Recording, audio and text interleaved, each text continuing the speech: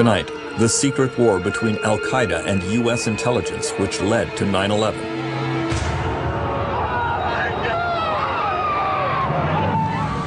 From Pakistan and Afghanistan, through the Philippines, to New York and Washington, a decade-long trail of intrigue and espionage. The covert CIA plot to assassinate Osama bin Laden. I could tell you where he was last night, but I couldn't tell you where he was going to be tonight. And the intelligence failure which let the hijackers in. 16 of the 19 shouldn't have gotten into the United States in any way at all. An inside account of what was going on behind the scenes on 9/11. Evacuation of the White House. The panic at the White House. We decided to evacuate the compound. Aboard Air Force One, the president was out of touch. That was a very, very frightening moment. The military was in the dark. A fighter pilot planned to ram into a hijacked airliner. I'd have one hand on the stick and the other on the ejection handle. Tonight, a feature documentary presentation. The secret history of 9/11.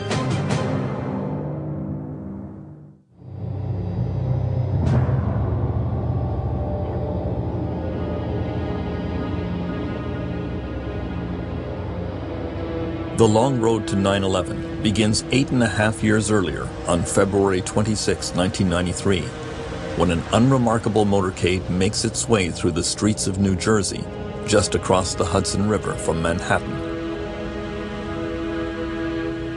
In the lead is a Ryder rental van. The driver is Ramzi Youssef, a Pakistani who had claimed refugee status in the United States. In the back of the van are 500 kilograms of high-grade liquid explosives. This is the first attack on the World Trade Center, and it is very nearly foiled because of the incompetence of the plotters.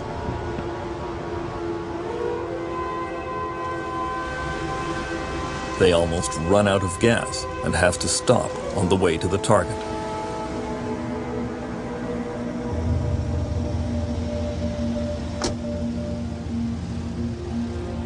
A Jersey City police patrol happens by and takes an interest in them. Ramzi Youssef decides to outweight the police by pretending to have engine trouble. His stalling works.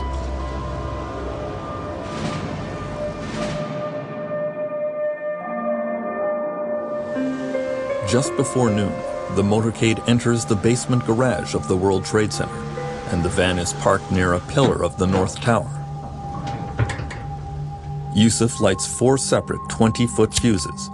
He wants to make sure there is no failure. The bombers make their escape. The fuses will take 12 minutes to carry the fire to the blasting caps. The first Muslim extremist attack in the United States occurs at 12:17 p.m.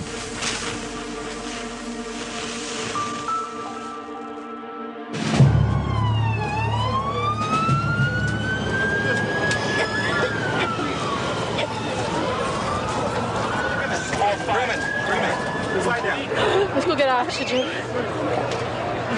The conspirators had hoped to bring down the towers, but the bomb was not that powerful. It did cause the panicked evacuation of the World Trade Center, as well as 6 deaths and over 1,000 injured.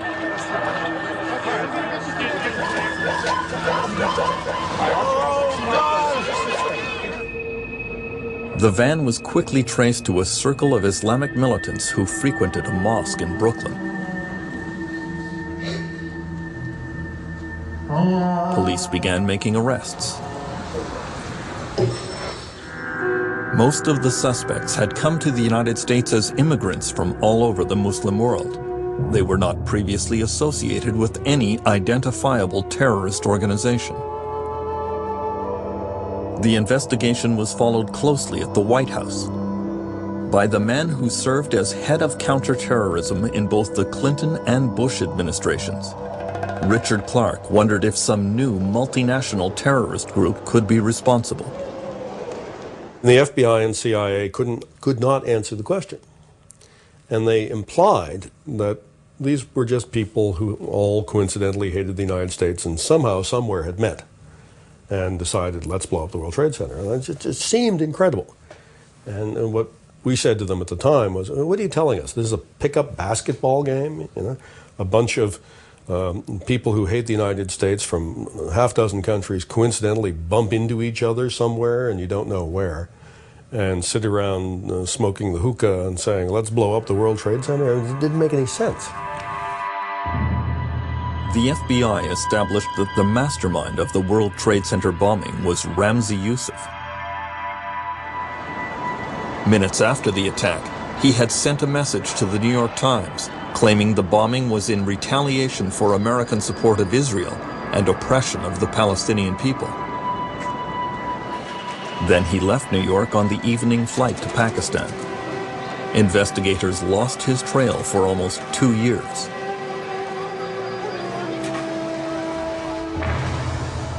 The next time Ramzi Yousef turned up was in the Philippine city of Manila.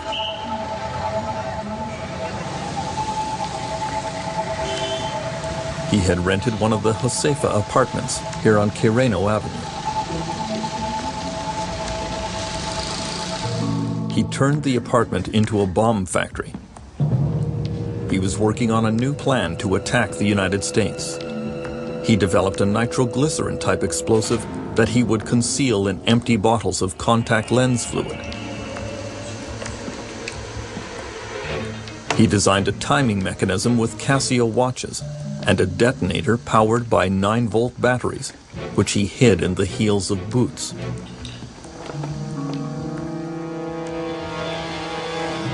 All this was to sneak explosives onto airplanes, and Yousef decided to test out his plan on a Philippine Airlines flight on December 11, 1994. He had no trouble passing his small test bomb through security at the Manila airport.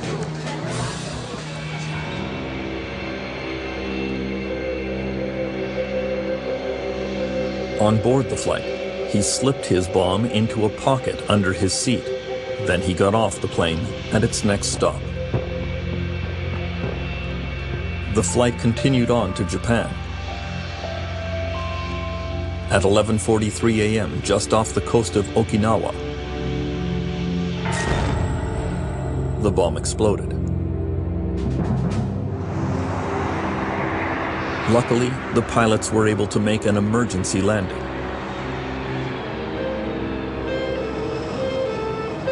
One passenger was killed. 10 were injured.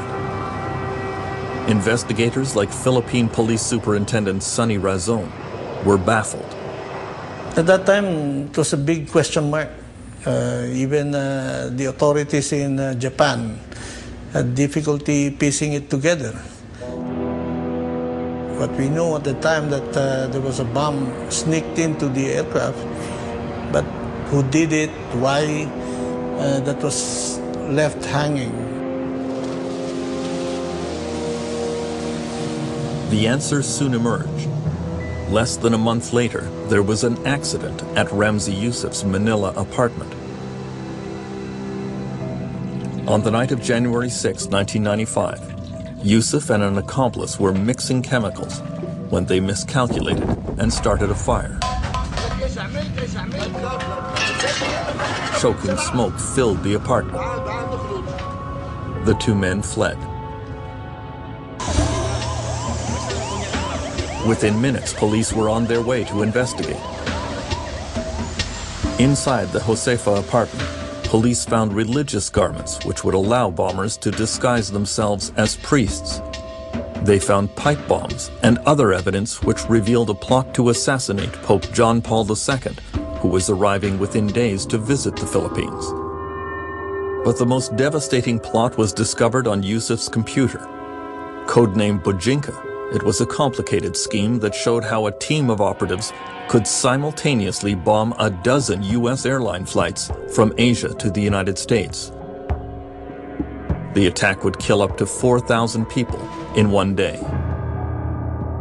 I was amazed. Takes a lot of planning, takes a lot of coordination. See, so it would tell you that it's not only Yusuf alone doing it. Ramzi Yusuf managed to escape the Philippines, but police were able to arrest his accomplice, Abdul Hakim Murad.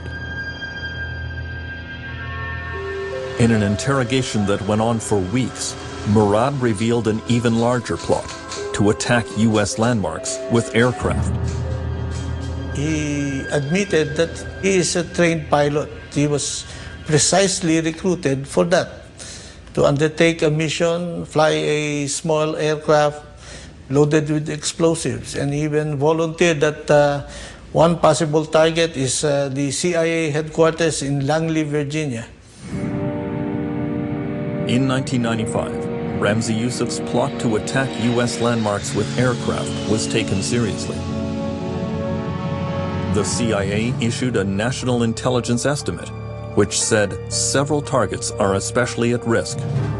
National symbols such as the White House and the Capitol, and symbols of U.S. capitalism such as Wall Street.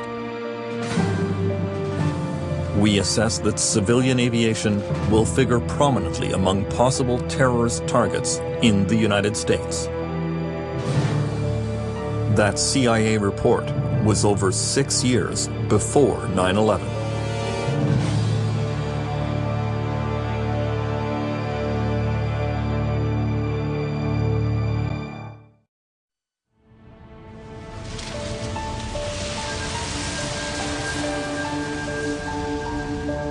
In January 1995, the investigation of the first World Trade Center attack made a major breakthrough.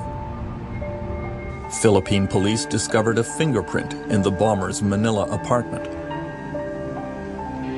It was traced to Ramzi Yusuf, who had escaped back to Pakistan. Now, however, he was the target of a worldwide manhunt directed from the White House. So when we put together the fact that the man who had been the ringleader of the World Trade Center attack in '93 was now planning to bomb American aircraft with these sophisticated bombs in '95, we thought, my God, this guy is the real thing. He's a major threat, and it's him personally involved in these things. We have to find him. In Pakistan, the manhunt for Ramzi Yusuf intensified. Aircraft dropped 37,000 matchbooks, which featured his picture, and a $2 million reward for information leading to his arrest. It worked. On February 7, 1995, Ramzi Yusuf was arrested in Islamabad. He had been betrayed for money by one of his accomplices. Yusuf was picked up in Pakistan by a U.S. military plane. The flight back to the United States would take 26 hours. The FBI did not want to touch down in any country that could challenge its jurisdiction over Ramzi Yusuf, and so the plane was refueled numerous times in the air.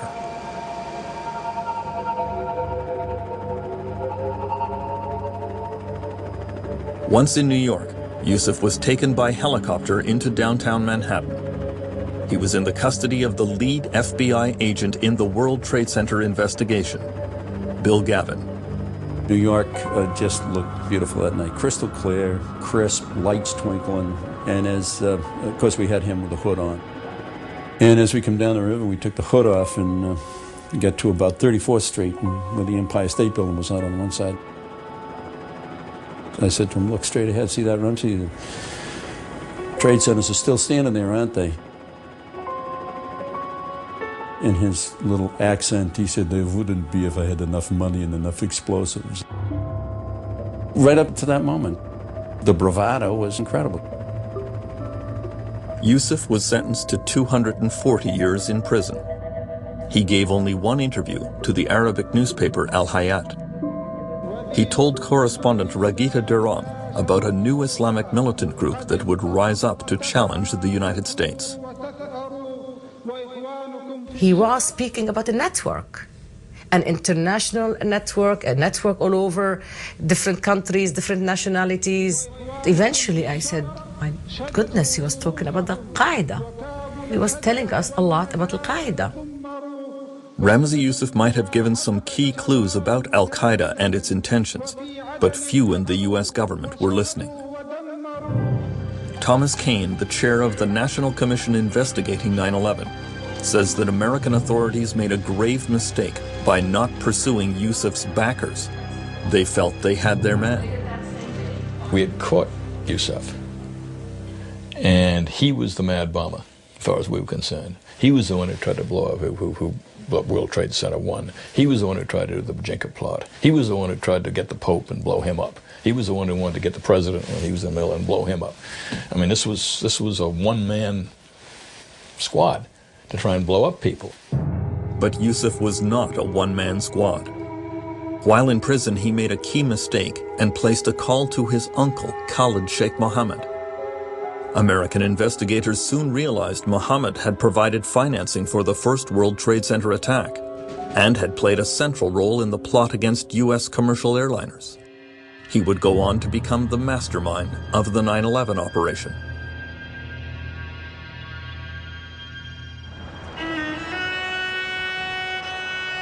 In 1995, Khalid Sheikh Mohammed had taken refuge in the Persian Gulf state of Qatar. Members of the royal family there were known supporters of Islamic militants. The U.S. government decided to try to kidnap Khalid Sheikh Mohammed and bring him back to face American justice. But Richard Clark says there was no great enthusiasm for the job. So we asked CIA if they could go into Qatar without the permission of the local authorities and secretly snatch this guy. Didn't seem like a big request. Well, it turned out it was. CIA, after a lot of analysis, came back and said, no, they couldn't do it. They didn't have the capability. It flabbergasted me. And we then turned to the military and said, well, can you go in and snatch him? And they came back with a plan that was akin to the invasion of the country. I mean, it wasn't a small 12-person unit jumping out of a couple of Chevy Suburbans. It was something that even the Qataris would have seen coming. So we were somewhat stuck. And we escalated this so that it was discussed at the cabinet level. The Clinton cabinet decided to appeal directly to the Emir of Qatar for assistance in the arrest and extradition of Khalid Sheikh Mohammed. Shortly after we had that contact, Khalid Sheikh Mohammed fled the country. So it does seem that someone in the Qatari government, even though we tried very hard to restrict the information to senior levels of the government, somebody tipped him off, and he got away. After his escape, the FBI issued a wanted poster for Khalid Sheikh Mohammed. He was indicted in the United States on charges related to the plot against U.S. aircraft, but American investigators lost his trail. He would come back to haunt them. Mohammed had disappeared into Afghanistan, where he would pursue his dream of attacking the United States with commercial airliners. He would find a new backer for his plans, the mysterious Saudi financier, Osama bin Laden.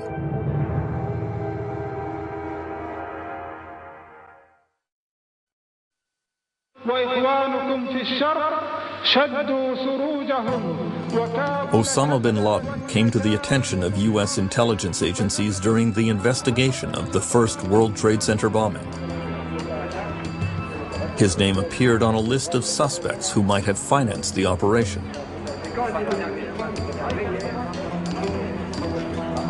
At the time, bin Laden had taken up residence in Sudan, under the protection of the Islamic fundamentalist regime there.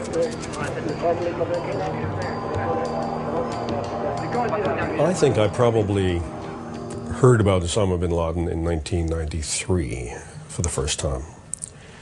And the CIA, whenever it reported about activities of a man named Osama bin Laden, would say Osama bin Laden, comma, terrorist financier, comma.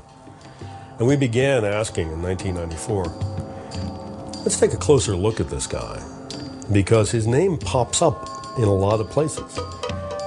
He may be doing more than just writing checks.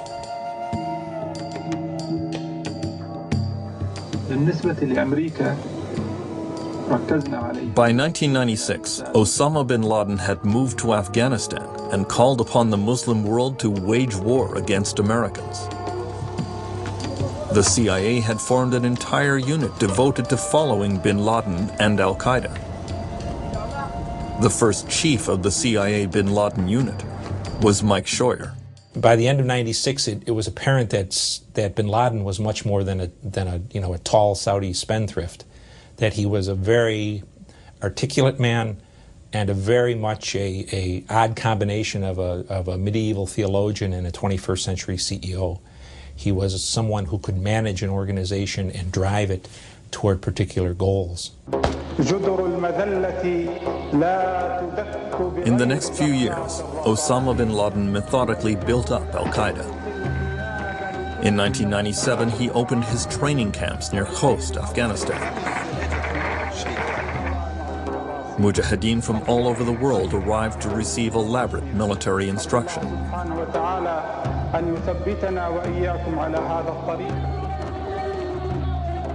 Bin Laden invited journalists and camera crews to visit his camps, and he even demonstrated his prowess with an AK-47 assault rifle. In May 1998, Osama bin Laden called a press conference to announce he was joining forces with the Egyptian group Islamic Jihad. Pakistani journalist Rahimullah Yousafzai traveled to Afghanistan to attend that press conference. We spent about 5 hours with him. We interviewed him. In this press conference, he announced the creation of the International Islamic Front for Jihad against the US and Israel. And he said that al-Qaeda was merging in this front that very day. Bin Laden published a 12-page declaration of war against the United States.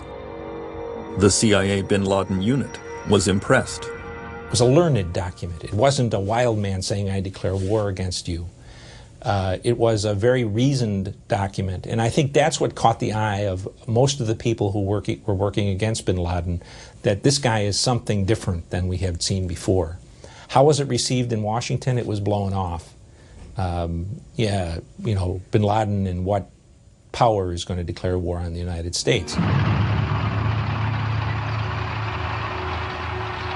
By 1998, there was a new power allied with bin Laden.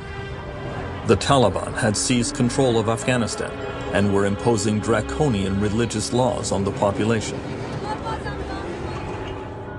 Mullah Omar, the reclusive head of the Taliban, protected bin Laden as a guest in his country, but even he worried that al-Qaeda was becoming a state within a state. Mullah Omar called me from Kandahar, saying, were you in this press conference in Khost with bin Laden? I said, yes. He said, how did you go there? I said, we were taken by a Kashmiri Mujahideen group. We were smuggled across the border. He said, did you have visa? I said, no. And he said, how come he gave a press conference in my country? He said, there can be only one ruler of this country. It's either me or bin Laden. Just 20 kilometers outside Kandahar, Afghanistan, is a former agricultural compound named Tarnak Farm. American bombing reduced it to rubble after 9/11, because for 4 years, this was the home of Osama bin Laden. He moved in here at the insistence of Mullah Omar, who wanted to keep a closer eye on him. In 1998, the U.S. Central Intelligence Agency started tracking bin Laden. The CIA used satellite photography and local spies to follow his every move. It's an exaggeration, but he was almost like a blue-collar guy. He'd get his lunch pail in the morning and leave Tarnak Farm and drive up to Kandahar and check on his businesses and have lunch and deal with Mullah Omar and come back at the end of the day. The CIA developed a plan to arrest bin Laden and bring him to the U.S. to stand trial. A team of Afghan commandos was hired for the operation. In charge was the CIA's station chief in Islamabad, Gary Schroen. So the plan would have called for about 35 or 40 of these Afghan fighters to sneak into the camp. We knew the 3 houses that bin Laden owned personally, then he had his wives stationed in it. He rotated between those 3 houses when he was there.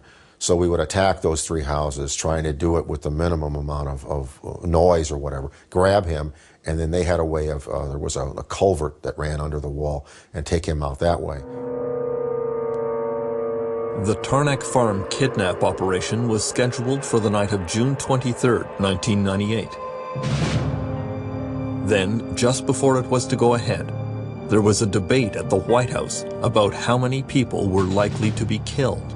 I said, well, there will be a gunfight. There's no way that once an alarm is raised that these guys aren't going to pour out of their homes with AK-47s and all. And so I think that was one of probably the deciding factor in when the plan was presented, where it was just simply finally rejected. While the U.S. government hesitated about attacking Osama bin Laden, he attacked them.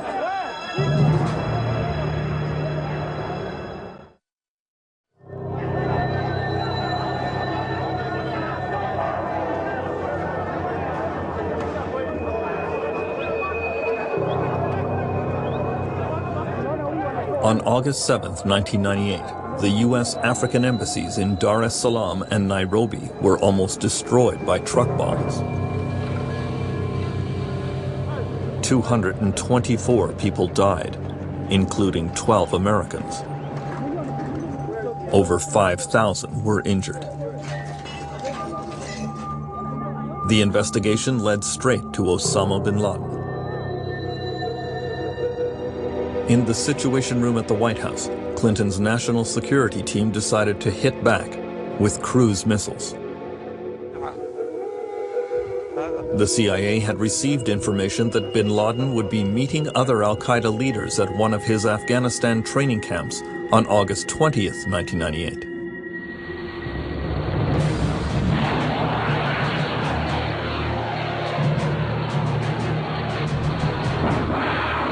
The cruise missiles fired from the Arabian Sea traveled over Pakistan and landed in the Afghan training camps, but narrowly missed bin Laden. Bill Clinton's crisis management team was disappointed, according to the president's deputy national security advisor, James Steinberg. We had hoped, and there was some reason to think that bin Laden might be there, and he wasn't at the time of the attack. And so it is a reminder that this is a very, very difficult thing to do, and that there's, as people have correctly said, there's a limited effectiveness to this particular tactic in dealing with this kind of problem. Cruise missiles are not well designed to deal with this kind of threat. After the failure of the cruise missile attack, President Clinton reversed his position and authorized the CIA to kidnap Osama bin Laden. But now it would be more difficult. He was no longer the blue-collar guy in the lunch bucket. He was moving at different times of the day in different vehicles. He was staying overnight in places away from Tarnak Farm. So we revived it, but the chances of success were marginal after the cruise missile attack. I could tell you where he was last night, but I couldn't tell you where he was going to be tonight. And that was, every day it was like that. So you couldn't get ahead of him. You couldn't get our guys out in front of him. We were always trailing about a half a day behind. In late December 1998, CIA field agents were finally able to get ahead of Osama bin Laden. They received a tip that he would be coming to visit Kandahar. He would be staying overnight here at the governor's mansion. American ships in the Arabian Sea prepared their cruise missiles to strike the governor's mansion. CIA agent Gary Schroen emailed headquarters, "Hit him tonight. We may not get another chance." At the White House, the military doubted the intelligence and estimated that a cruise missile strike would kill or injure over 200 people. In the end, the attack was canceled. It struck me as rather insane, frankly. They decided not to attack bin Laden because he was in a building in fairly close proximity to a mosque, and they were afraid that some of the shrapnel was going to hit the mosque and somehow offend the Muslim world, and so they decided not to shoot on that occasion. And that's the kind of reason for not shooting that that the policymaker anyway came up with endlessly. Raise your right hand and they put you under oath. The missed opportunities to capture or kill Osama bin Laden in the 1990s were a key topic in the investigations of the 9/11 Commission. Vice Chair Lee Hamilton defends the policymakers at the Clinton White House. There's always the question that arises, who else are you going to kill? If they're with other people, what's the collateral damage going to be? How many women and children are going to die? How many innocent people are going to die? And those are decisions that a political leader they have to wrestle with those. The Clinton administration's last good chance to kill Osama bin Laden was at a falcon hunting camp in southern Afghanistan in 1999. Falcon hunting is wildly popular with the ultra-rich throughout the Arab world.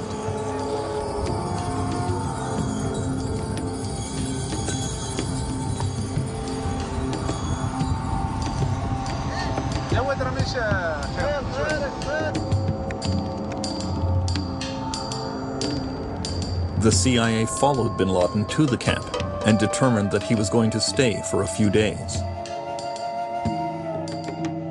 But satellite photos also revealed the presence of a military C-130 aircraft from the United Arab Emirates, indicating that senior officials from the UAE government were hunting with bin Laden. Once again, the White House decided to stand down.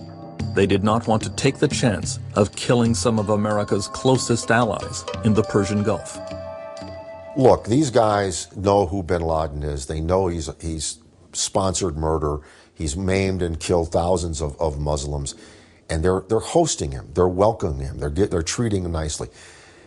As I said to my wife when I came home, then I said, well, you know, if you lie down with dogs, you wake up with fleas.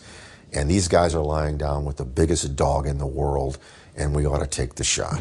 And the consequences to them, you know, that's, well, too bad. Members of President Clinton's national security team say they were less concerned about the cost of hitting bin Laden and his friends, and more preoccupied with the cost of missing. You don't want to look like you can't succeed. That one thing we were very conscious of is that to undertake a number of attacks that failed would not only not achieve our purpose, would actually strengthen bin Laden and his group. It would look like that we couldn't get him and that we were ineffective in getting them. In December 2000, when George W. Bush was finally declared the winner of the U.S. presidential election, he sat down for a private meeting with Bill Clinton at the White House. In that meeting, Clinton says he told Bush that al-Qaeda was the biggest threat to the United States, and that not catching or killing bin Laden was one of the greatest regrets of his presidency. Did Bill Clinton want bin Laden dead? Absolutely. Absolutely. Bill Clinton had an enormous frustration that he had ordered, Clinton had ordered al-Qaeda leaders, not just bin Laden, to be arrested. That didn't work. And then he changed the order and said, well, since it's evident that you can't arrest them, you're authorized to kill them. And nothing happened. And he really didn't understand why CIA was so ineffective and couldn't do that. I, George Walker Bush, do solemnly swear that I will faithfully execute the office. On January 20th, 2001, George W. Bush was sworn in as President of the United States. 5 days later, Bush received a memo from his White House counterterrorism director, Richard Clarke, saying, "We urgently need a principles-level review of the Al-Qaeda network." That urgently required meeting would not take place for almost 9 months. For the new Bush administration, Al-Qaeda was a low priority.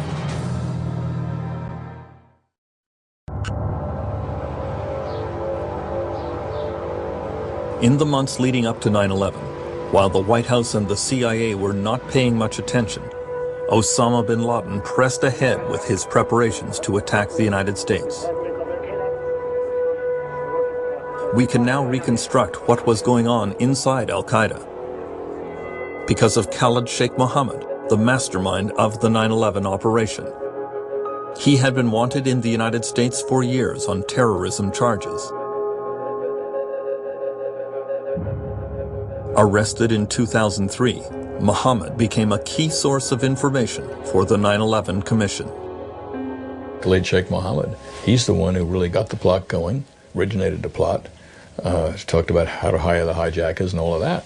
So he knows more about it than anybody else who's still alive. And so he was immensely important. The testimony of Khalid Sheikh Mohammed was recently introduced into evidence in a U.S. court. The testimony is based on hours of interrogations. Mohammed proudly described how he sold bin Laden on the idea for the 9/11 attacks and how they settled on methods and targets. After the 1993 attacks on the World Trade Center, I decided that explosives and bombs could be problematic. And so I focused on using airplanes as weapons. The most attractive targets were high buildings, both for the relative ease of targeting as well as for the symbolic impact. Bin Laden expressed his desire to simultaneously hit the Pentagon, the White House, and the United States Capitol building.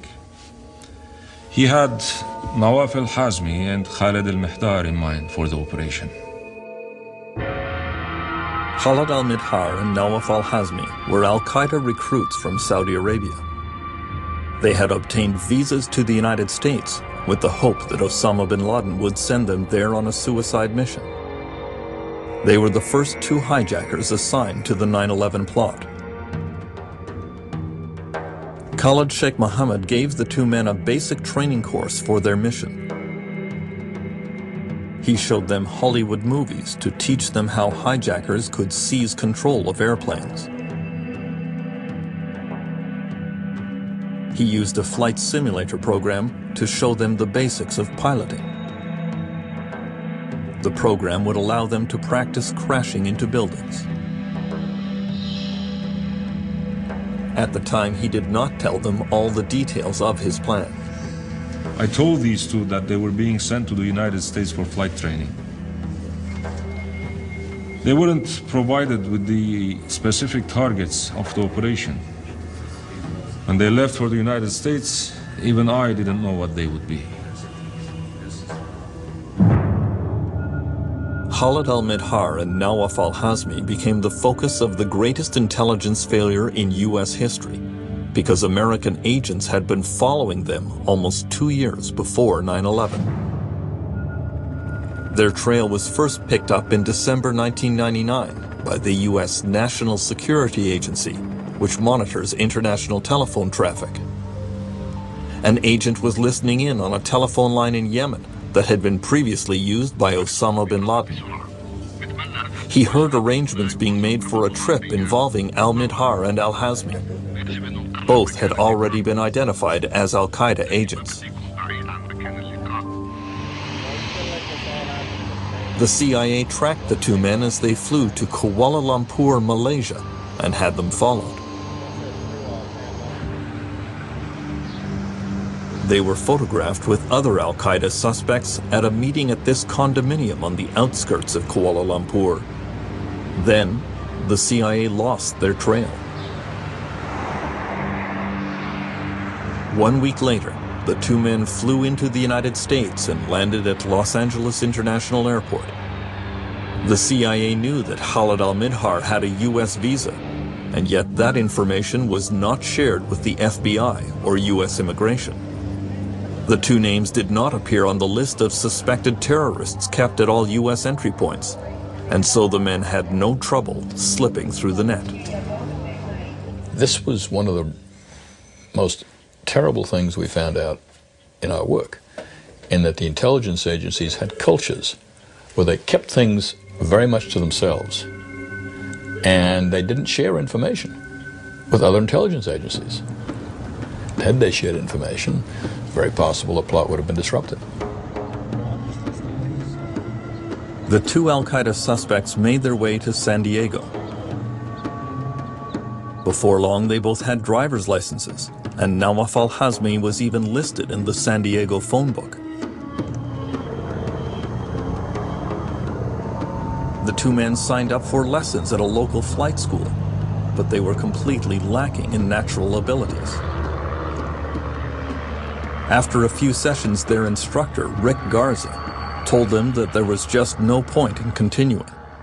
They seemed to have a very strong interest in flying larger aircraft, and that's when they brought up the subject of flying Boeings. Where can we learn to fly Boeings? And I just kind of chuckled a little bit, and I said, it's a long road before you get to Boeings, you know, several years from now. But you have to start out in the smaller aircraft. If you can't fly the little four-seat aircraft, there's no way you're going to be able to fly a Boeing. The two men reported back to Khalid Sheikh Mohammed that learning to fly was a lot more difficult than expected. He was surprised. Bin Laden and I never considered whether any special skills or talents were needed to pilot an aircraft. We thought that learning to fly an airplane was much like learning to drive a car. It was easily accomplished with the correct instructions. It was a mistaken judgment. The Al-Qaeda leadership decided that they needed hijackers to pilot the planes who would be much more proficient in English and comfortable in the West. University students Muhammad Atta, Zayed Jarrah, and Marwan al-Sheikhi had just shown up in Afghanistan to train for jihad and were immediately assigned to the 9/11 operation. Another recent Al-Qaeda recruit, Hani Hanjour, was already trained as a pilot. I wanted Hanjour to pilot the plane that would strike the Pentagon, given that the Pentagon would be a tough target because it is not a tall building. I figured that Hanjour would be the best qualified of the pilots.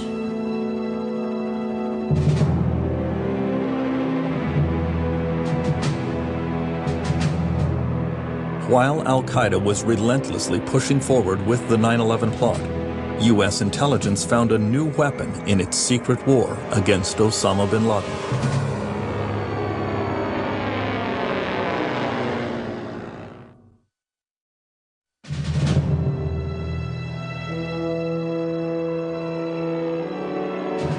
A year before 9/11, a new American weapon appeared in Afghanistan that could have dealt Al-Qaeda a mortal blow.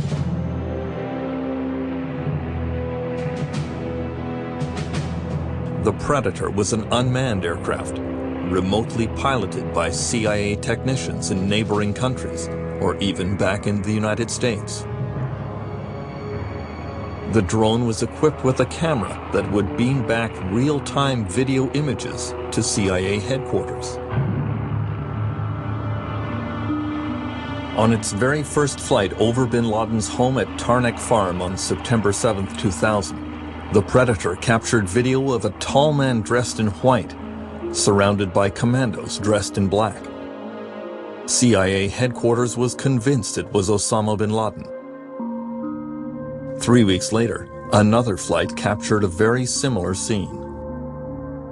I was able to see the film at headquarters after the fact, and so it was a great step forward. And then there was a lot of talk about arming the Predator so that we could actually launch missiles, against a target once we spotted it.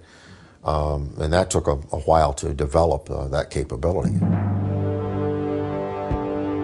As work proceeded on arming the Predator with Hellfire missiles, the new weapon became the focus of infighting in Washington. The CIA argued that it should not have to pay for the Predator or to replace it if it crashed. It wanted the Defense Department to foot the bill. At the White House, Richard Clark reacted with a blistering memo. He wrote, "Either al-Qaeda is a threat worth acting against or it is not. CIA leadership has to decide which it is and cease these bipolar mood swings." Clark knew, however, that he was now widely dismissed as being obsessive about Osama bin Laden. Now, an awful lot of people looked at bin Laden and said, well, you know, he really hasn't done that much. Prior to 9/11, people thought that. You know, they said, well, on one day he attacked 2 embassies and 17 Americans were killed. And on another day he attacked a U.S. destroyer and 19 Americans were killed. But all told, the number of Americans killed by bin Laden was, you know, less than 50 over the course of a decade. And some people said, you know, 50 Americans die every time we have a 3-day weekend in holiday crashes. Get a grip, Dick. Get perspective. This is not a big threat. Meanwhile, in Afghanistan, Osama bin Laden took a personal role in training the men who would become the so-called muscle hijackers on 9/11, the men who would storm the cockpit and control the passengers. We instructed the muscle hijackers to focus on seizing the cockpit first, and then worry about seizing control over the rest of the plane. They did not learn the full details of the operation, including the fact that the planes they hijacked would be flown into buildings until they reached the United States in the spring and summer of 2001. The muscle hijackers began arriving in the United States. Many of them were allowed through immigration, despite incomplete travel documents that should have kept them out. 16 of the 19 shouldn't have gotten into the United States in any way at all, because there was something wrong with their visas, something wrong with their passports. They should simply have been stopped at the border. That was 16 of the 19. Obviously, if even half of those people had been stopped, it never would have been a plot. In the spring and summer of 2001, U.S. intelligence began hearing chatter about the 9/11 plot. A CIA informant reported that Osama bin Laden was interested in using commercial pilots as terrorists. On June 22nd, the Federal Aviation Administration issued a bulletin to airlines warning of a possible hijacking plot by Islamic terrorists. On June 25th, there was a threat advisory to all government agencies warning about the high probability of imminent spectacular terrorist attack by al-Qaeda. The Deputy Secretary of State saw all of those warnings. Richard Armitage. There were a lot of reports in the early summer of 2001 that the terrorists were planning something. It was unknown. There was one speculation that airplanes could be used. And I remember George Tenet, the then director of CIA, running around town pounding on desks saying, something's going to happen. I don't know when and where, but it's going to happen. Perhaps the biggest warning came directly to the president. On August 6, 2001, while on vacation in Crawford, Texas, George Bush was given his presidential daily brief. The headline is stark: Bin Laden determined to strike in U.S. The document suggested al-Qaeda would follow the example of World Trade Center bomber Ramzi Youssef and bring the fighting to America. It highlighted patterns of suspicious activity in this country, consistent with preparations for hijackings or other types of attacks. But no action was taken. In that fateful summer of 2001, Counterterrorism Director Richard Clark decided he had had enough. He asked to be reassigned. So I thought, you know, maybe they're right. That it looks like I am Captain Ahab going after the white whale. And maybe if somebody else were in this job and came to the same conclusion that al-Qaeda was a major threat, then maybe they'd believe them. In August 2001, the CIA finally shared some key intelligence that could have prevented the 9/11 attack. The CIA told the FBI that Nawaf al-Hazmi and Khalid al-Midhar were al-Qaeda agents with U.S. visas and should be tracked down. Unfortunately, the FBI request to find the two was labeled routine, giving the searchers 30 days to respond. The information on the two in Los Angeles came too little, too late. There was no great sense of urgency here, that an attack was imminent, and we just didn't proceed as urgently as we should have. FBI headquarters finally took notice that the two al-Qaeda suspects had flown into Los Angeles 18 months earlier. And so this cable was sent to the FBI office in LA, asking for their help in tracking al-Midhar and al-Hazmi. The cable is dated September 10th, 2001.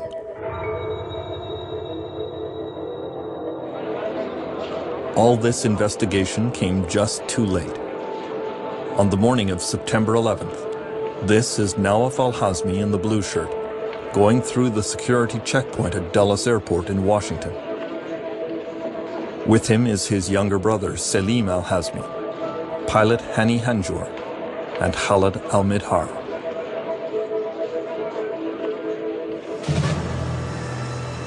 They are boarding American Airlines Flight 77, the plane they would soon hijack and crash into the Pentagon.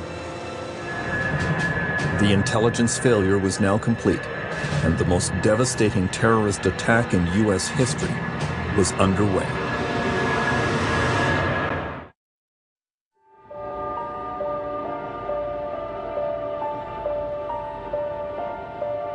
September 11th, 2001 dawned bright and clear in New York City as an estimated 50,000 people made their way to work at the World Trade Center.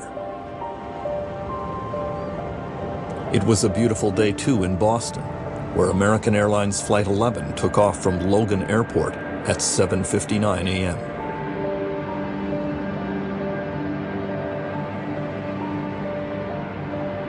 United Airlines Flight 175 took off from the same airport just 15 minutes later. At that exact moment, 8:14 a.m., the al-Qaeda hijackers took control of the first plane, American 11. The first notification of the hijacking came from flight attendant Betty Ong, who phoned in the news to American Airlines at 8:19. Okay, my name is Betty Ong. I'm number 3 on flight 11. Okay. And the cockpit is not answering their phone. And there's somebody staffed in business class, and we can't breathe in business class. Somebody's got mace or something. We can't breathe. I don't know. I think we're getting hijacked.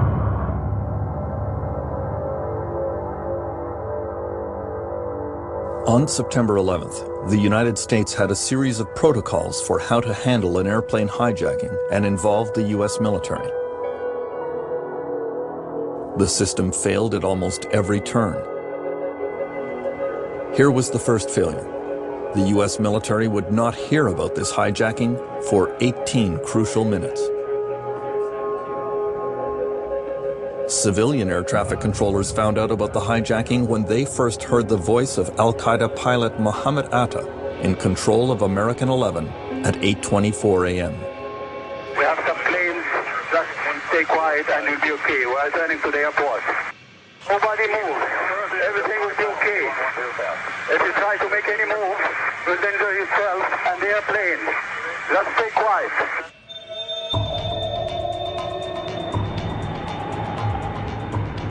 At 8:27 a.m., American 11 made a sharp turn to the south, heading for New York City.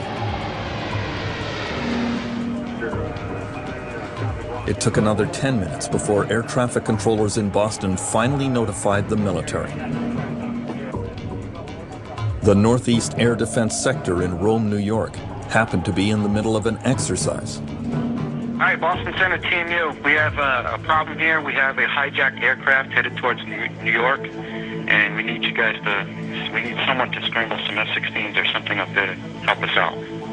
Is this real world or exercise? No, this is not an exercise manifest. The U.S. military immediately called on the nearest fighter pilots to help out. At Otis Air Force Base in Cape Cod, Timothy Duffy and Daniel Nash were on call. We got a phone call at 8:37, gave us a heads up that there was a possible hijacking. I had a radio or brick in my pocket, so I said Alpha Kilo 1 and 2 suit up. So that was for me and Nasty to go throw on our G suits and grab our helmets and harnesses and all that.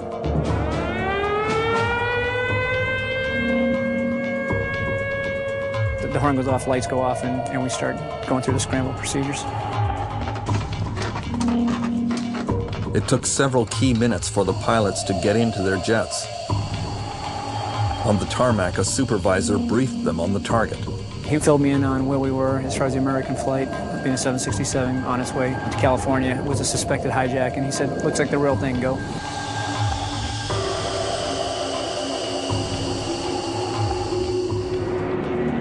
In the next few minutes, hijackers took control of the second plane, United 175, and turned it towards New York City. The Air Traffic Control Command Center in Herndon, Virginia, was still looking for the first hijacked plane. Operations Manager Ben Sliney. While we were trying to locate Flight 11, American 11, the last report I had was some 30 miles north of New York City. New York Center was asking planes to look for it and couldn't see it, and I figured we'd try to get the people on the ground, the towers in the area, the police departments, anyone we could get to give us some information on where this flight was. At 8:46 a.m., American 11 came in low over New York City and hit the North Tower of the World Trade Center.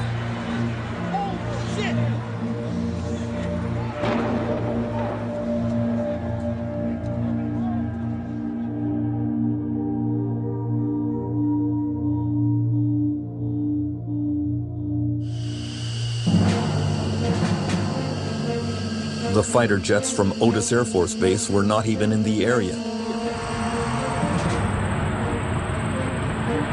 They were only able to take off 7 minutes later.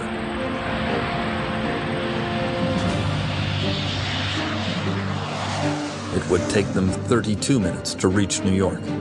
They're heading right down Long Island, basically, just offset a little bit over the water. And I just left it in full afterburner the whole way, trying to get there as quick as I could. But we had no idea what was going on. Just in, you were looking at obviously a very disturbing live shot there. That is the World Trade Center, and we have unconfirmed reports this morning that a plane has crashed into one of the towers of the World Trade Center. CNN Center right now is just 3 minutes after impact. CNN was broadcasting video of the hole in the North Tower. Clearly something. There was speculation it was a small aircraft. The south end of the island of Manhattan. No small plane would bounce off that building, and you know, those buildings are just not in any flight path. In other words, it would be on a clear, sparkling blue sky day. It's inconceivable that someone would run into the building. My eyes are seeing one thing and my brain is saying, well, that can't be true.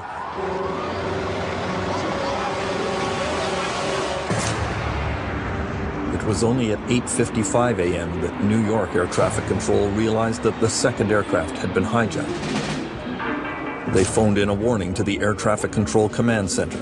Confusion reigned. We have several situations going on here. It's escalating big time. And we need to get the military involved with this. We're involved with something else. We have other aircraft that may have a similar situation going on here. The responsibility to notify the military of what was going on in the skies on September 11th belonged to FAA headquarters in Washington, D.C. I do know that all the information was being relayed to headquarters, and at least as far as we were concerned, it should have been, and we thought it had been, given to the military at each juncture. As it turned out, precious minutes would go by before anyone called the military about the second hijacked plane.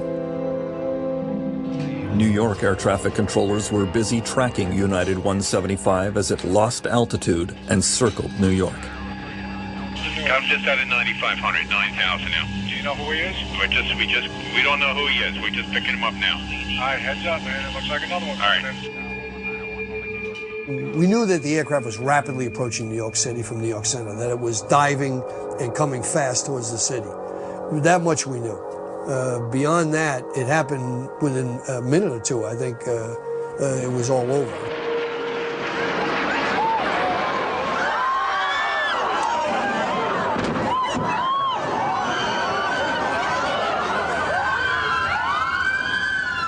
The military only learned about the second hijacked aircraft at the very moment it crashed into the south tower of the World Trade Center at 9:03 a.m. The nearest jet fighters were still a long way off.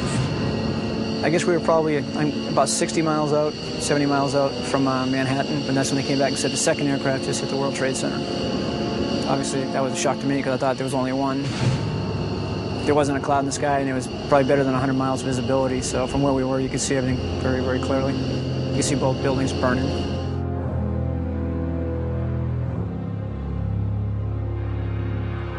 Officers at the Northeast Air Defense Sector had still not heard from FAA headquarters.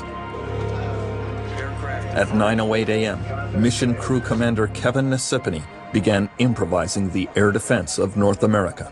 This is what I foresee that we probably need to do. We need to talk to FAA. We need to tell them if this stuff's going to keep on going, we need to take those fighters, put them over Manhattan. That's the best thing. That's the best play right now. There were a lot of things going through my mind, whether I was going to have to force aircraft down, was I going to have to shoot it down. My whole goal is to stop what was happening.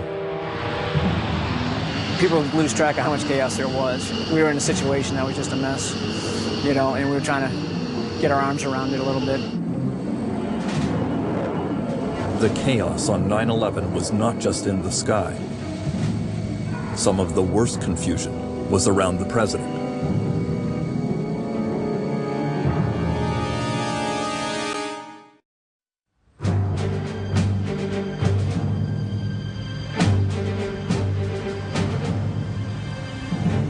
Another huge command and control failure on 9/11 was on the political side. The president, of course, was visiting a school in Florida that morning.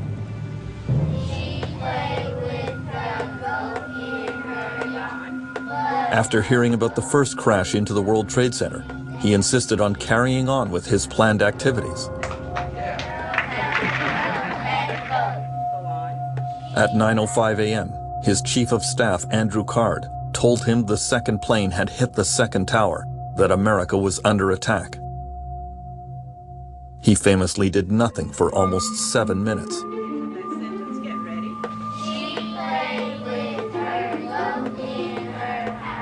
He later said he was trying to project an image of calm.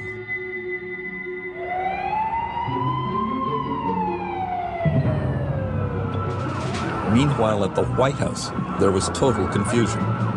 Counterterrorism Director Richard Clarke arrived at the mansion at the same time as news of the second plane hitting. He realized the president was not there and went immediately to the office of the vice president.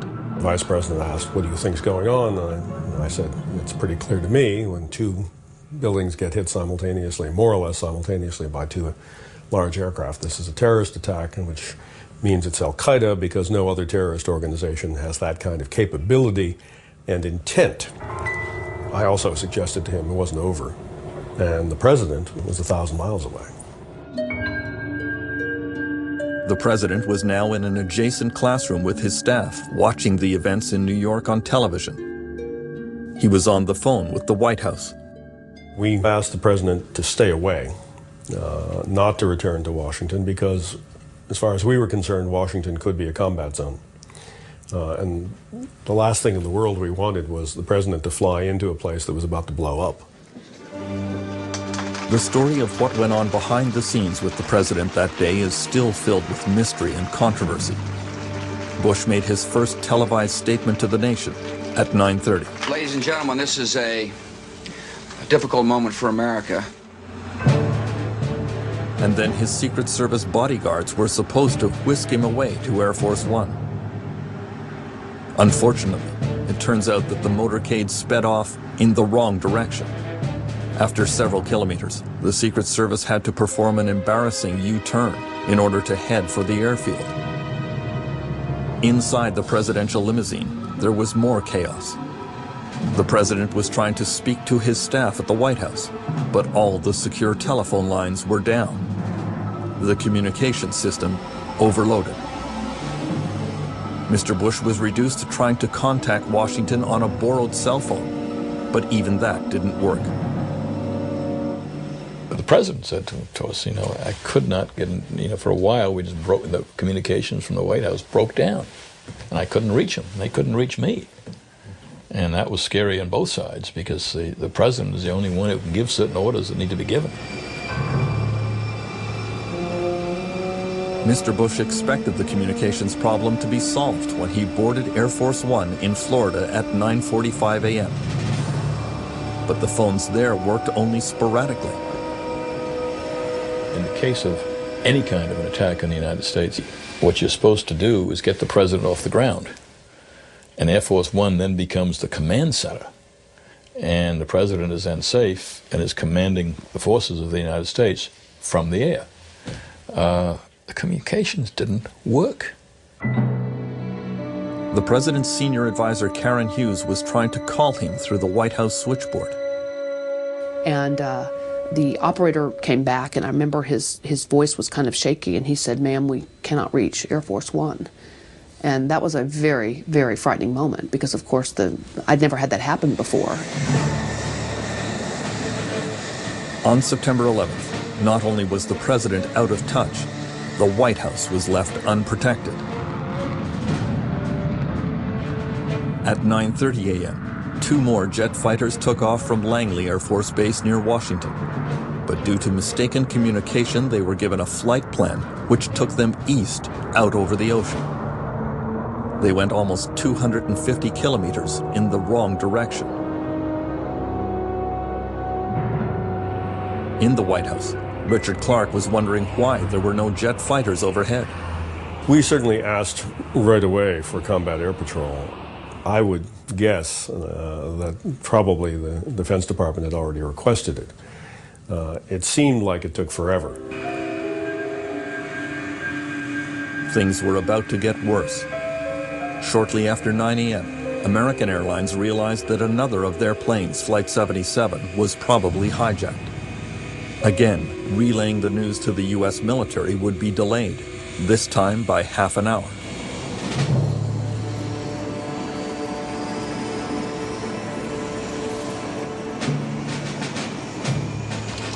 Lieutenant Colonel Steve O'Brien of the Minnesota Air National Guard happened to be in the Washington area that day.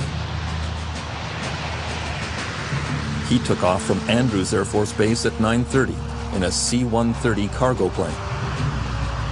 Unaware of what was going on, he was pointing out the sights of the national capital to his crew. Then air traffic controllers asked him to look out for the American Airlines plane. In fact, the hijacked aircraft was about to collide with him. At that time, we had been converging to the point where he had started to roll up into about a 45-degree bank turn and was almost filling up our entire windscreen. It was fairly close. I'd say, within a half mile or so. Then maybe 5-10 seconds later, they came back and asked us if we still had them in sight, and if we did, they'd like us to follow the aircraft. And that was strange because I've never, in 20-some years of flying, have I been asked to follow an aircraft, especially a commercial aircraft.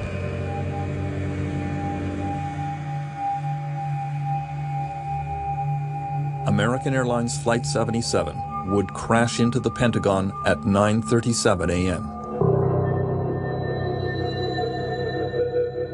We saw the explosion, and I knew right away what had happened.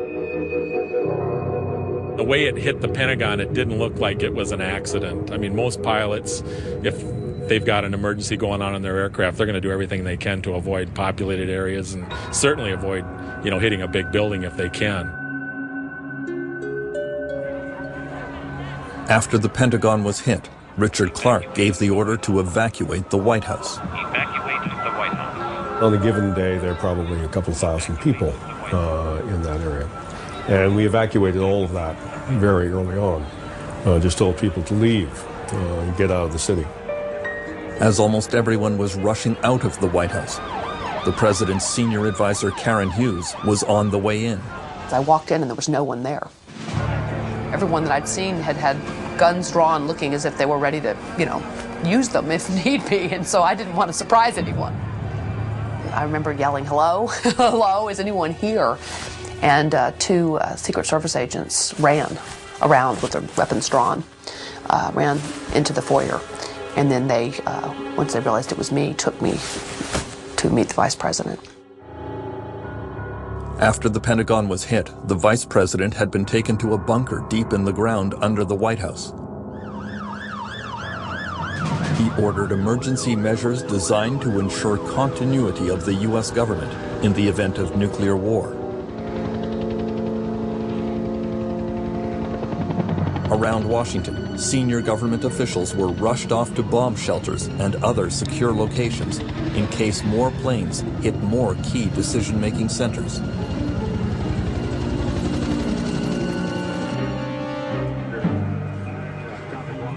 At 9:42 a.m., the senior air traffic controller in the United States ordered that all planes land immediately at the nearest airport, a high-risk procedure that had never been attempted. Someone did say, you know, are you sure you want to do that? But at that point, I knew that's what I wanted to do. And I felt we had to do something to change the texture of the whole thing occurring. And at least this would separate the good guys from the bad. And what was left up there would have the military to deal with. But the military had no plan to deal with the last hijacked flight on September 11th. United 93.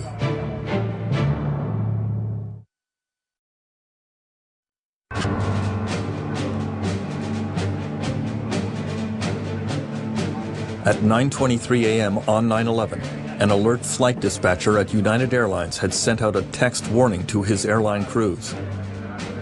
Beware any cockpit intrusion. 2 aircraft hit World Trade Center.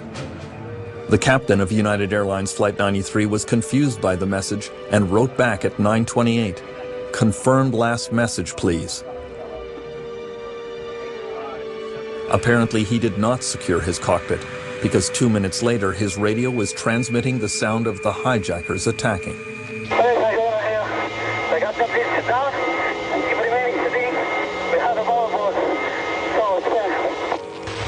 United 93, understand, have a bomb on board, go ahead. Air traffic controllers realized immediately that United 93 had been hijacked, but again, incredibly, no one advised the military. United 93 turned and aimed at Washington. One of the aircraft that looked like it was hijacked appeared to be heading on a line toward Washington. And so the meeting was being interrupted every few minutes with word of where that aircraft was and how far out it was. And it really did look at one point as though an aircraft was coming straight to the city. FAA headquarters officials were supposed to notify the military, but staff members there were recorded dithering about the hijacked United flight. They're pulling Jeff away to go talk about United 93. Do we want to think about scrambling aircraft? Oh, God, I don't know. That's a decision somebody's going to have to make probably in the next 10 minutes. Everybody just left the room.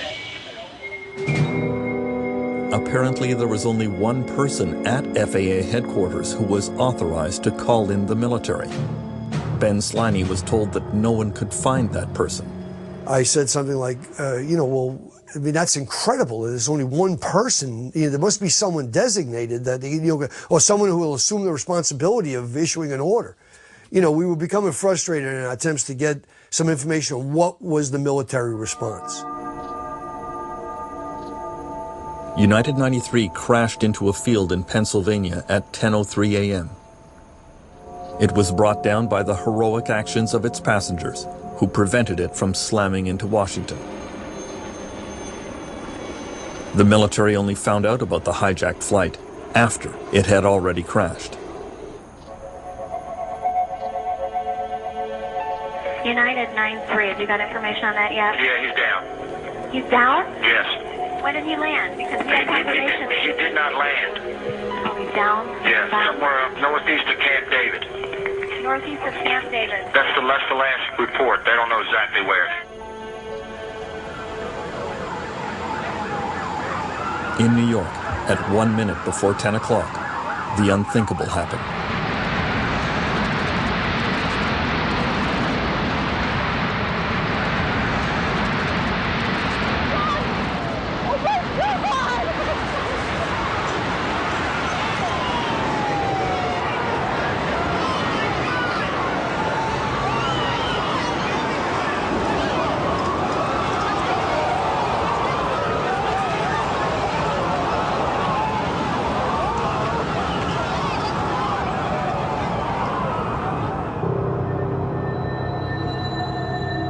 After the first tower collapsed, Timothy Duffy was asked to fly over and have a close look at the second tower.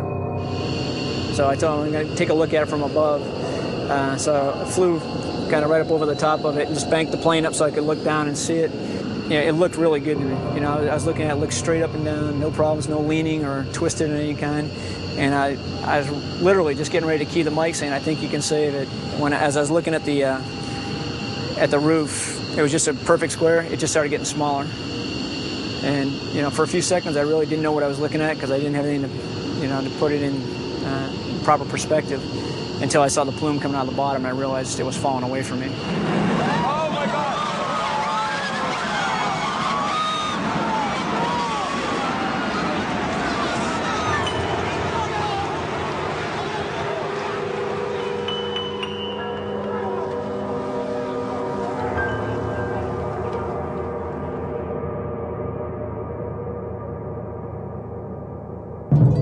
To this day, it is unclear who was really giving the most critical orders on 9/11. The most controversial question regards the order to shoot down commercial airliners if they were hijacked, an order which could have killed hundreds more innocent people. The 9/11 commissioners have suggested that the president and the vice president have not been forthcoming about that issue, and that the truth has yet to be revealed. The record shows that between 10:10 and 10:15 in the White House bunker, the vice president was asked if military pilots could shoot down any hijacked aircraft headed for Washington. He immediately gave the order. The problem is that only the president had the authority to do so.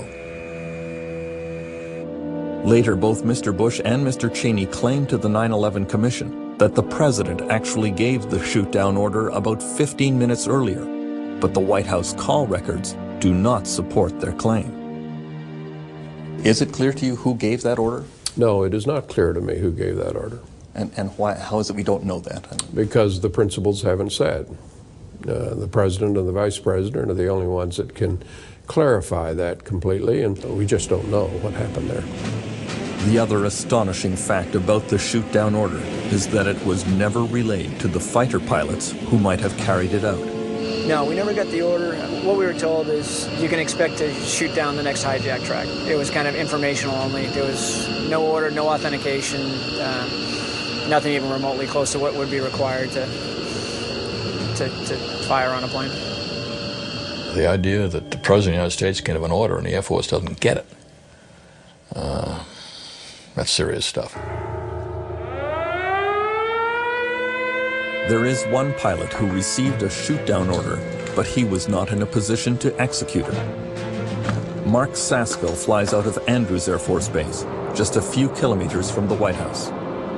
He received the order not through the proper military channels, but directly from the Secret Service in the White House bunker with the Vice President. Desperate to get some protection over Washington, he took off in the only jet available, which was unarmed. If he encountered a hijacked aircraft, his plan was to ram it with his F-16 and try to eject at the last minute.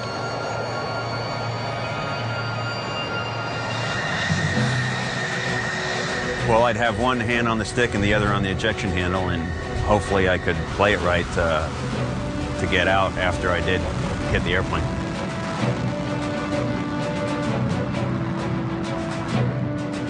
Basically, I'd try and swing my wing into his, again, knock the engine pod off, or cut the wing if I could get going fast enough.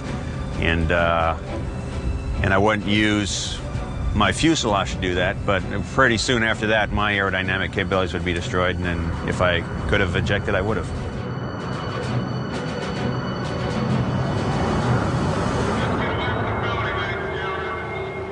In Washington, government workers were told to go home.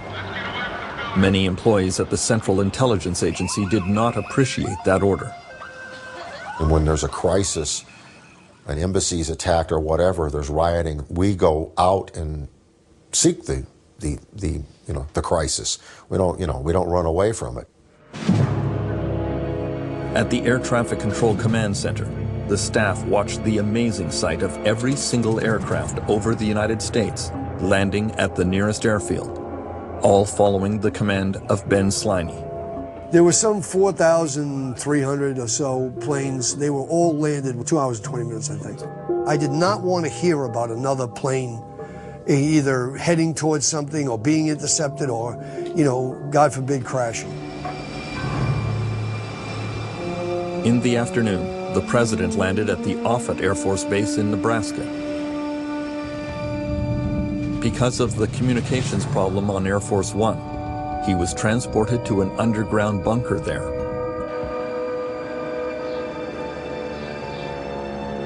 Just before 3 p.m., Mr. Bush began a teleconference with the White House and the Pentagon.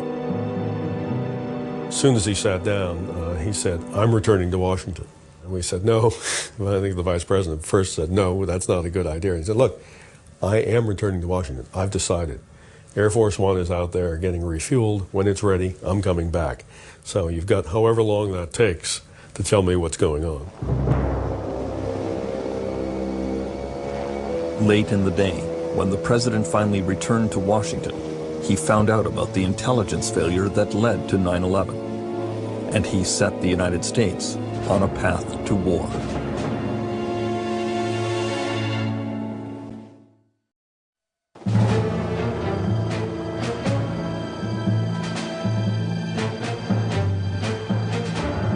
When the president arrived back at the White House on September 11th, he was told that the FBI had identified the names of 2 known al-Qaeda agents, Khalid al-Midhar and Nawaf al-Hazmi, on the passenger list of the plane that hit the Pentagon.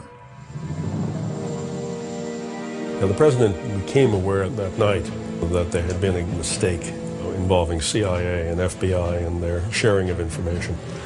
He had the same attitude that I did, which was outrage. I was flabbergasted. I couldn't imagine that the FBI knew the names of people in this country who were al-Qaeda.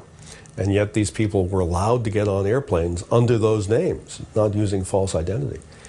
I was just mind-boggled. Why hadn't the FBI told the Transportation Department that they were looking for these people? Why weren't they on the do not board list? Well, on 9/11, that wasn't the day or the time to spend a lot of effort trying to answer that question. That same afternoon, Ben Sliney discovered that FAA headquarters had issued a terrorist hijack alert 3 months earlier. He was shocked. That hijack alert wasn't transmitted to air traffic control. That hijack alert was transmitted to airlines. And I say with dismay because I think we would have reacted, I believe in my heart we would have reacted so much quicker to that. You would have had 16,000 sets of ears and eyes and very inquisitive minds looking at everything that could possibly be suspicious with that type of information in our heads. On the evening of September 11th, Richard Clark drove home through the deserted streets of Washington. He stopped and gazed at the smoldering Pentagon. It's sort of the kind of hockey game where if the other team scores 1 goal, you've lost the game. And when they launched that attack on September 11th, we all felt that they had won, and we had lost. It used to be that America felt our oceans protected us, that we were somehow a little less vulnerable to perhaps those type of attacks than other countries across the world. But at that day, our entire view of America's security changed, and it caused our national security team and the president to reevaluate America's security in light of this very different threat in the world. From the beginning of the Bush administration, Richard Clark says that he did everything in his power to coax them into action against al-Qaeda, without success. In the 24 hours following 9/11, the Bush team was ready to go to war, but Mr. Clark says they picked the wrong target. Well, in meetings on September 11th and on September 12th, the Defense Department officials, including Secretary Rumsfeld, began talking about the need to attack Iraq. I first thought they were kidding, and it became clear they weren't. Rumsfeld said, well, yeah, we could attack Afghanistan, but there aren't very many targets to bomb in Afghanistan, and they're not worth very much. So we should bomb Iraq where there are much better targets. And I thought, but there's no connection between what just happened and Iraq. That didn't seem to bother them. I said, well, attacking Iraq actually will make it more difficult for us to get the kinds of support we need in the world, particularly in the Muslim world. That didn't seem to bother them. Secretary Powell tried to have a restraining influence on this discussion. Secretary Powell said, look, the world is not going to understand if we don't go after Afghanistan. That's where the attack of September 11th was launched from. So reluctantly, during the course of the week, the Defense Department came around to a consensus, and the consensus was called Afghanistan First. And that's what the President approved, an Afghanistan First policy. It was very clear what was second, and what was second was Iraq. There has been a lot of controversy about the Bush administration's truthfulness about 9/11. Even 8 months after the attack, Condoleezza Rice maintained that there had been no warnings. I don't think anybody could have predicted that these people would take an airplane and slam it into the World Trade Center, take another one and slam it into the Pentagon, that they would try to use an airplane as a missile, a hijacked airplane as a missile.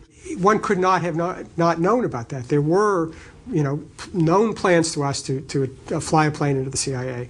We certainly knew about other operations in other parts of the world involving flying a plane into a target. So it was on everybody's radar screen, and I don't accept the argument somehow this couldn't have been imagined or something. It was very much something that people understood was a potential method of attack. From the 1995 intelligence estimate, which predicted terrorists would use airplanes as weapons to attack U.S. landmarks, to the hijacking threats that were communicated to the President in August 2001, there were a lot of warnings on the path to 9/11. Many of them came through the counterterrorism chief at the White House. Mr. Clark, could I ask you to raise your right hand so we place you under oath? Richard Clark testified as the star witness before the 9/11 Commission in March 2004. I do. In a statement, Clark apologized to all the families who lost relatives on 9/11. Your government failed you. Those entrusted with protecting you failed you. And I failed you. We tried hard, but that doesn't matter because we failed. This is a failure of government right down the line.